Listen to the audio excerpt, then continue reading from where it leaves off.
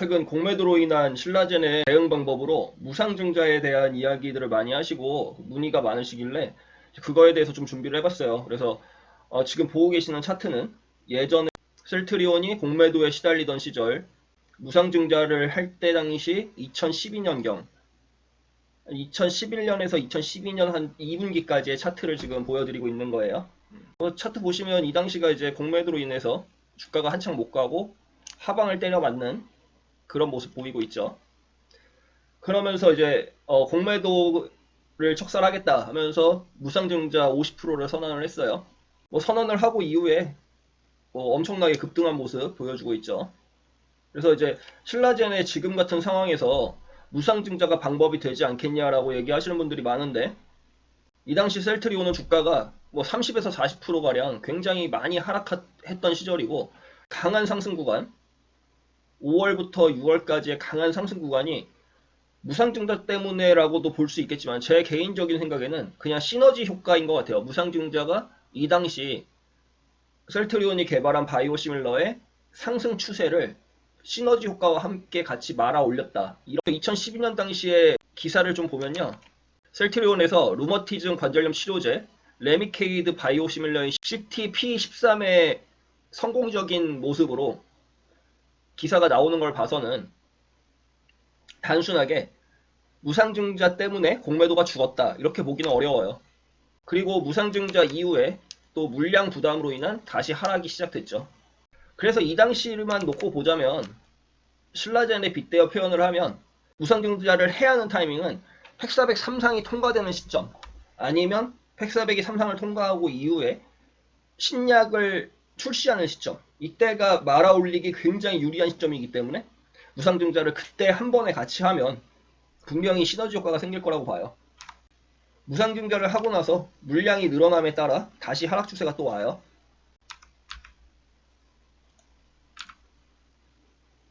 그리고 나서 그 물량이 너무 늘어난 거를 감안해서 다시 정면 병합이라는 카드를 다시 내밀죠. 그러니까 무상증자 때문에 일시적으로 공매도가 상환될 수는 있으나 다 끝나고 나면 어차피 공매도는 다시 증가할 거고 물량은 늘어나기 때문에 주가 하락으로 이어질 수 있다. 이런 모습을 보여준 거고요. 결국에는 그 공매도에 대한 거를 다시 한번 액면 병합이라는 카드를 꺼내면서 다시 상승 추세로 돌려놓죠.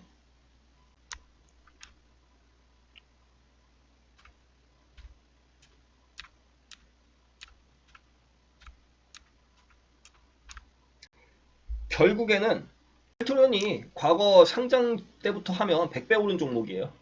셀트리온이 그 공매도 이야기도 엄청 많았고 엄청 힘든 시절도 있었죠. 근데 결과적으로 이번에 퀀텀 점프를 한 2017년도에 이렇게 많이 올릴 수 있었던 거는 결국에는 실적이었어요. 그러니까 결국에는 주식은 실적에 비례해 간다. 이게 제일 팩트인 것 같아요. 그러니까 신라젠 같은 경우도 마찬가지로 팩400 3상이 통과하고 신약이 개발되고 실질적인 매출 상승으로 이익이 증가하면 분명히 셀트리온처럼 이런 퀀텀 점프를 할 수 있는 순간이 올 거예요. 제가 과거에 팩400이 신약으로 출시된 이후 최소 35만원, 높게는 85만원까지 충분히 상승할 수 있다고 얘기를 한 이유가 그만큼 팩400이 간암 치료제로 나오는 순간부터의 신라젠에 대한 수익은 급증할 수밖에 없다는 데이터로 말씀드리는 내용이에요. 지금까지 셀트리온의 차트였고요. 결국에는 제일 중요한 거는 실적이 동반되느냐. 그게 가장 중요한 이야기죠. 다시 신라젠으로 돌아왔어요. 제가 며칠 전에 2년 이평선은 터치한 거라고 했는데 진짜 2년 이평선 딱 터치했네요. 더 빠질지 아니면 여기서는 반등을 쳐서 올라갈지 이것까지는 정확히 모르겠어요. 일단 제가 드리고 싶은 이야기는 최소한 자금 조달의 상황이 끝나던가 아니면 팩400 3상이 확인되는 시점, 이때가 굉장히 중요하다 이 말씀 드리고 싶고요. 자금 조달은 그렇게 오래 남지 않은 이야기니까 자금 조달에 대한 공시까지만이라도 기다려보는 게 좋지 않을까 이런 얘기를 드리고 싶고요. 무상증자에 대한 거는 지금은 시기상조다. 무상증자라는 거는 기업의 자산은 크게 부채와 자본으로 나눠져요. 그리고 기업이 탄생하는 당시에 발행하는 액면가만큼의 자본을 자본금이라고 하고요.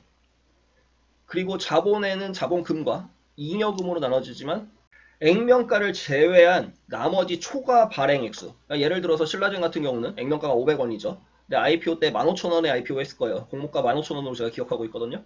그러면 14,500원만큼은 주식 초과 발행금으로 잡히는 거예요. 그리고 이익이 날 때 자본금으로 들어가는 게 아니고 잉여금으로 잡히게 되죠. 그리고 기존에 뭐 부동산이라든지 자산이 있었는데 시간이 오래 지나서 장부상의 가치는 그대로 적혀 있지만 실질적인 시세가 엄청나게 많이 벌어졌어요. 뭐 차액금이 발생할 수 있기 때문에 자산 재평가 적립금으로 잡아놓는 거예요. 그래서 이 잉여금을 가지고 무상증자를 할 수 있죠. 질문 중에 이런 것도 굉장히 많았어요. 계속 적자만 나고 있는데 무슨 무상증자냐 이렇게 얘기하시는 분들 있었는데, 방금 전에 말씀드린 대로 IPO 때 공모가와 신라젠의 액면가는 굉장히 차이가 나기 때문에 주식 발행 초과금이라는 게 굉장히 많이 생겼어요. 2018년 사업보고서가 나오지 않아서 3분기 보고서로, 작년 3분기 보고서로 얘기를 드릴게요. 보시면 주식 발행 초과금은 3,315억 정도 돼요. 3,315억 정도의 주식 발행 초과금이 있고요. 자본금은 350억 가량, 그리고 이익 잉여금이 적자가 계속 나기 때문에 마이너스가 되어 있죠. 그래서 대략 2,090억 정도 결손금이 생겨 있는 상황이에요. 그래서 지금 이론상으로는 이 주식 발행 초과금을 자본금으로 전부 돌려서 무상증자가 가능은 해요. 하지만 이거를 전부 다 무상증자를 하고 나면 결손금이 많기 때문에 자본 잠식으로 빠질 수밖에 없으니까 실질적으로 할 수 있는 거는 대략 1,000억 정도다. 그리고 1,000억도 좀 위험한 게 한 해에 한 500억 정도씩 써요, 신라젠이. 보금을 충분히 남겨놔야 하기 때문에 다 발행할 수는 없고 한 500억 정도 무상증자가 가능할 거는 같다. 대략적으로 뭐 자본금이 350억이니까 뭐 350억 정도는 무상증자가 가능할 수도 있다.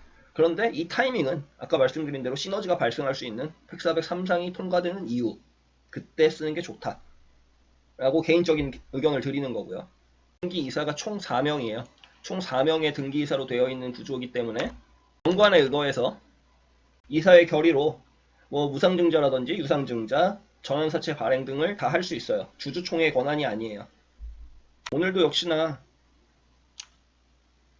대차장고와 개인의 물량 상당히 많이 늘었고요.